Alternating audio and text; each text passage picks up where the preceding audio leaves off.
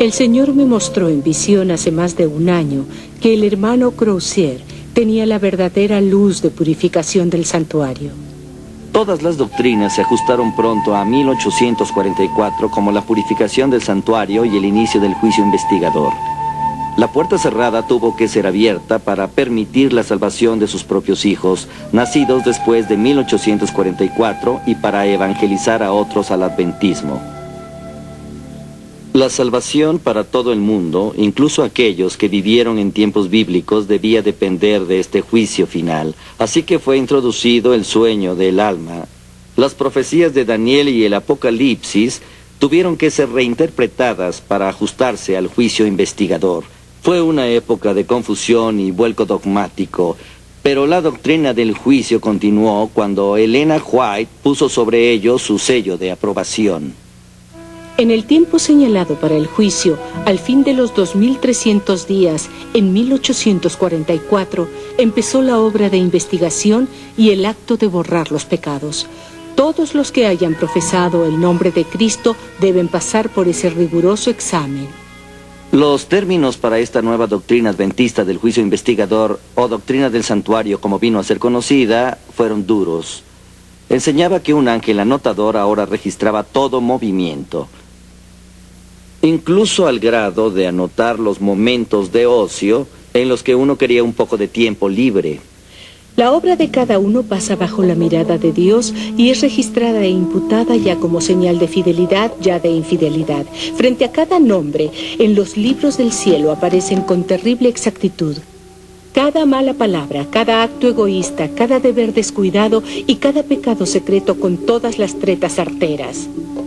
Las admoniciones o reconvenciones divinas despreciadas, los momentos perdidos, las oportunidades desperdiciadas, la influencia ejercida para bien o para mal, con sus abarcantes resultados, todo fue registrado por el ángel anotador. En verdad, esta doctrina del juicio investigador, única de los adventistas del séptimo día, ha matizado todas las demás doctrinas del movimiento. Ha habido mucha controversia y debate, porque ella no puede apoyarse en la Biblia. En su libro Movimiento del Destino, el renombrado historiador y teólogo adventista Leroy Froom declara que cualquier debilidad o negación o hundimiento de la verdad del santuario es un asunto no solo serio, sino crucial. Cualquier desviación o abandono ataca al corazón del adventismo y amenaza su misma integridad. Esta doctrina central adventista, que declara que el juicio de las obras de los creyentes determinará su salvación, es descaradamente antibíblica y no es enseñada por ninguna denominación cristiana legítima. Esta doctrina enseña que en algún momento entre 1844 y la segunda venida de Cristo, el nombre de todos los fieles será puesto a juicio. En ese mismo momento, si uno tiene algún pecado que no haya confesado, aún pecados olvidados, o si uno no demuestra perfecta obediencia a los 10 mandamientos, sobre todo al cuarto, estará perdido. Esta enseñanza es completamente contraria al Evangelio de gracia del Nuevo Testamento. En todas las religiones hechas por el hombre, se desafía la autoridad de las Escrituras de Dios y de la palabra inmutable. Los adventistas del séptimo día no son la excepción. Tienen su propia versión de la Biblia en inglés conocida como The Clear Word Bible, la Biblia de la palabra clara, en que insertan las palabras e ideas de Elena G. White directamente en el texto bíblico. Por ejemplo, en el capítulo 9 del libro de Daniel se agregaron 300 palabras a las Escrituras. Un escandaloso ejemplo de este tipo de alteración puede verse en Daniel capítulo 8, versículo 14, que en la versión Reina Valera simplemente dice hasta 2300 tardes y mañanas, luego el santuario será purificado. Sin embargo, en la versión adventista de la palabra clara, este pasaje ha sido muy alterado, como sigue. Después de 2300 días proféticos o 2300 años, Dios vendrá proclamando la verdad sobre sí mismo y restaurando el ministerio del santuario en el cielo a su justo sitio. Entonces el juicio comenzará, del cual la purificación del santuario terrenal era un prototipo. Uno puede ver hasta qué punto pueden ir los adventistas del séptimo día para apoyar a su profetisa, incluso a manipular las Escrituras. La Biblia de la Palabra Clara, publicada en 1994, tiene un comentario muy amplio para nutrir la fe y el crecimiento, que no es nada más que distorsiones agregadas a la palabra de Dios, para apoyar la teología adventista.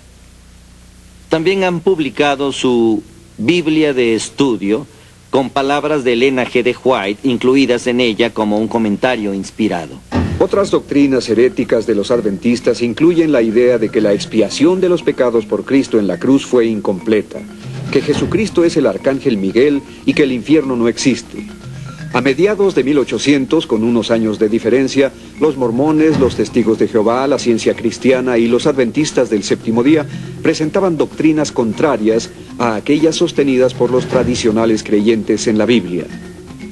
Leslie Martin era una devota seguidora de tercera generación del adventismo del séptimo día y creía que los escritos de Elena G. de White fueron inspirados por Dios. Sin embargo, la enseñanza que había recibido en su sistema escolar comenzó a esclarecerse cuando empezó a estudiar la Biblia. Muchas doctrinas de los testigos de Jehová y de los adventistas son similares. Esto es porque tuvieron comienzos comunes. El fundador de los testigos de Jehová, Charles Taze Russell, fue coautor de un libro llamado Los Tres Mundos, con N.H. Barber de los primeros adventistas. Los testigos de Jehová son solo una de las muchas sectas que surgieron del movimiento adventista. Sin embargo, los adventistas y los testigos de Jehová aún se aferran a las herejías del sueño del alma y de que el arcángel Miguel es Jesús. Los primeros adventistas, incluso James White y Uriah Smith, negaron la divinidad de Jesucristo igual que los testigos de Jehová. Ambos, los testigos de Jehová y los adventistas, produjeron sus propias versiones alteradas de la Biblia para reflejar sus aberrantes doctrinas. Ambos han fijado fechas falsas para el regreso de Jesucristo y fallaron miserablemente en sus profecías. Ambos han cubierto sus errores y han afirmado ser la única iglesia remanente en el mundo. Ambos son culpables de plagio de trabajos anteriores sin darles crédito a los autores originales. En 1982, un pastor adventista, Walter T. Ray, publicó este libro llamado La Mentira Blanca. Estaba dedicado a todos aquellos que prefieren creer una verdad amarga que una dulce mentira. Ray amaba los escritos de la señora White y pensó que debería leer lo que ella leía. Comenzó a encontrar un enorme número de plagios en sus escritos. A través de diligentes investigaciones descubrió que su supuesta inspiración divina había sido tomada prestada de otros autores sin dar crédito a las fuentes originales. Sus principales libros, incluyendo a Patriarcas y Profetas, El deseado de todas las gentes, El espíritu de profecía, El gran conflicto, Mensajes selectos, Hechos de los apóstoles, Palabra de vida del gran maestro, Consejos sobre mayordomía, Evangelismo, La educación cristiana, Obreros evangelísticos, Mensajes para los jóvenes, El ministerio de curación, Mi vida hoy, Profetas y reyes, Hijos e hijas de Dios, El camino a Cristo, Testimonios para la iglesia, El discurso maestro de Jesucristo y otros, contienen material plagiado robado de escritores anteriores. Un libro, Bosquejos de la vida de Pablo, fue plagiado enteramente por Elena G. de White. El resultado fue una demanda y el libro rápidamente dejó de imprimirse. A pesar de la evidencia irrefutable, la Iglesia Adventista del Séptimo Día eligió luchar contra estas acusaciones con un libro titulado La Verdad Blanca. Su línea principal de defensa era que como no había leyes de derecho de autor en ese momento, Elena G. de White realmente no había violado la ley, lo que por supuesto esquivaba el problema.